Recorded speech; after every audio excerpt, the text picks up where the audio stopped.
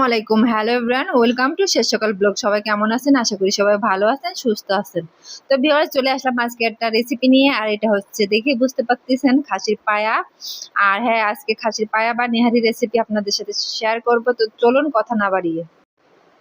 তো ভিউয়ার্স, ফার্স্টে আমি চুলায় একটি প্রেসার কুকার বসাই দিলাম, আর তাতে আমি পরিমাণ মতো তেল দিছি। তো আজকে আমি নেহারিটা প্রেসার কুকারে রান্না করব। তো আমি যেভাবে রান্না করি সেভাবে সহজভাবে আপনাদের সাথে আমি শেয়ার করব। এখানে আমি 1 কাপ পরিমাণ পেঁয়াজ কুচি দিয়েছি। তো এখানে আমি অর্ধেক পরিমাণ পেঁয়াজ কুচি বেরেস্তা করে তুলে রাখবো, আর বাকিটা আমি রান্নায় দেব। তো এই যে আমার পেঁয়াজের বেরেস্তা কিন্তু আমি উঠায় রাখছি। আর এই ক্ষেত্রে বাকি যে পেঁয়াজগুলো আছে, তো সেগুলোর ভেতরে এক এক করে আমি সব মশলা দেবো। তো মাংসের যা যা মশলা লাগে সব কিছু লাগবে। এখানে তেজপাতা আর গরম মশলা, মানে এলাচ, আদা, লবঙ্গ, দারচিনি, এগুলো সব কিছু দিয়ে দিলাম একটু। এখন আমি 2 চামচ রসুন বাটা আর দিয়ে দেবো 2 চামচ আদা বাটা।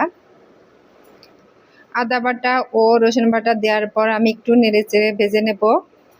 তারপর আমি এক এক করে সব গুঁড়া মশলাগুলো দিয়ে দিয়েছি অফ ক্যামেরায়। আসলে ভিডিওটা আমার স্কিপ হয়ে গেছে। তো এখানে আমি হলুদ গুঁড়া, মরিচের গুঁড়া, তারপর হচ্ছে জিরার গুঁড়া, ধনিয়া গুঁড়া, এগুলো সব দিয়ে দিচ্ছি। আর একটু গোলমরিচের গুঁড়াও দিয়ে দিচ্ছি। এখন একটু পানি দিয়ে আমি নেড়ে চেড়ে ভালো করে কষিয়ে নেব মশলাটা। তো ভিউয়ার্স, খাসির পায়া বা নেহারি হচ্ছে আপনাদের কেমন লাগে জানি না, আমার তো খুব পছন্দ। তো আমি এখানে কিন্তু ধুয়ে বেছে পরিষ্কার করে রাখছি। তো খাসির পায়াটা রান্নার সময় একটু সাবধানতা অবলম্বন করবেন, কারণ এতে প্রচুর পরিমাণে লোম থাকে। তো একটু দেখে শুনে হচ্ছে বেছে নিতে হয়। তো ভিউয়ার্স, মশলাটা কষানো হয়ে গেছে, আর এই ফাঁকে আমি এখন এই যে সব হচ্ছে পায়াগুলো দিয়ে দিচ্ছি। আর পায়াগুলোকে এখন আমি নেড়ে চেড়ে ভালো করে মশলার সাথে মিশিয়ে কষিয়ে নেব। আর আমার প্রিয় সকল আপু ও ভাইয়ারা যারা যারা ভিডিওটি দেখা শুরু করেছেন বাট লাইকটা দিতে ভুলে গেছেন, প্লিজ হচ্ছে লাইকটা দিয়ে দেবেন, আর আমার ফুল ভিডিওটি ওয়াচ করে দিয়েন অ্যাড সহ।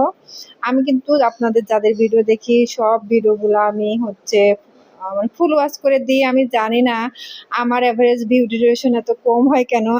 তারপর আলহামদুলিল্লাহ, আপনারা যারা দেখেন তাদের জন্য আমার পক্ষ থেকে অনেক অনেক দোয়ার ভালোবাসা রইল। তো ভিউয়ার্স, আমি কিছুক্ষণ ঢেকে রাখছিলাম। ঢাকার পরে একটুখানি কষিয়ে এখন আমি পানি দিয়ে দেবো, আর এটা ভর্তি করে পানি দিতে হবে।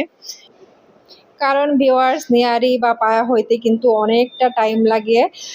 সো আমাদেরকে এভাবে রান্না করতে হবে। তো যখন পানি কম ছিল তখন কিন্তু আমি কয়েকটা শীষ দিয়ে নিছি, কিন্তু এখন পানি যেহেতু বেশি দিছি, এখন কিন্তু আর আমি এটাকে শীষ দেবো না, এমনিতে আমি ঢাকনা দিয়ে ঢেকে ঢেকে রান্না করব।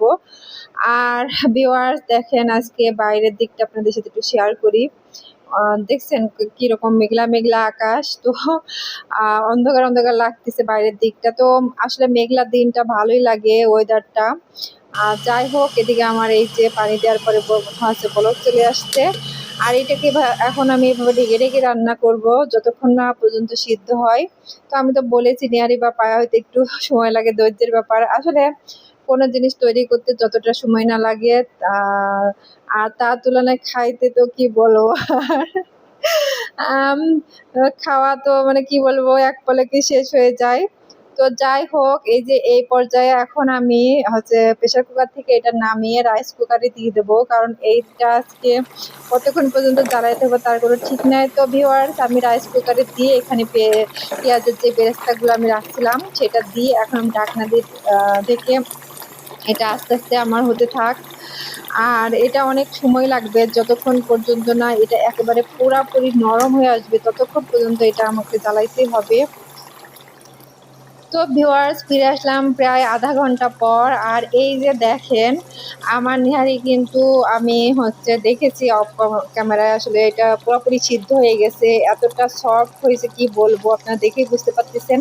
তো আমি ওপর দিয়ে কিছু ভাজা মশলার গুঁড়া দিয়ে দিচ্ছি, ভাজা জিরা গুঁড়া আর ভাজা মশলার গুঁড়া। তো এত সুন্দর একটা স্মেল আসতেছে কি বলবো। তো আমার প্রিয় সকল আপু ভাইয়ারা, আমার কিন্তু নেহারিটার কালারটা আপনারা জাস্ট দেখেন, মাশাআল্লাহ কত সুন্দর হয়েছে। তো আমি মনে করি যে রেস্টুরেন্টে কিন্তু এরকম একটা নেহারি খাইতে গেলে একটা পায়ের দামই অনেক বেশি নেয় ওরা। আর বাসায় যদি আপনারা নিজেরা বানিয়ে খান, এটা খুবই স্বাস্থ্যসম্মত হয়। আর আমি মনে করি রেস্টুরেন্টের থেকে অনেক অনেক বেশি স্বাদ হয়।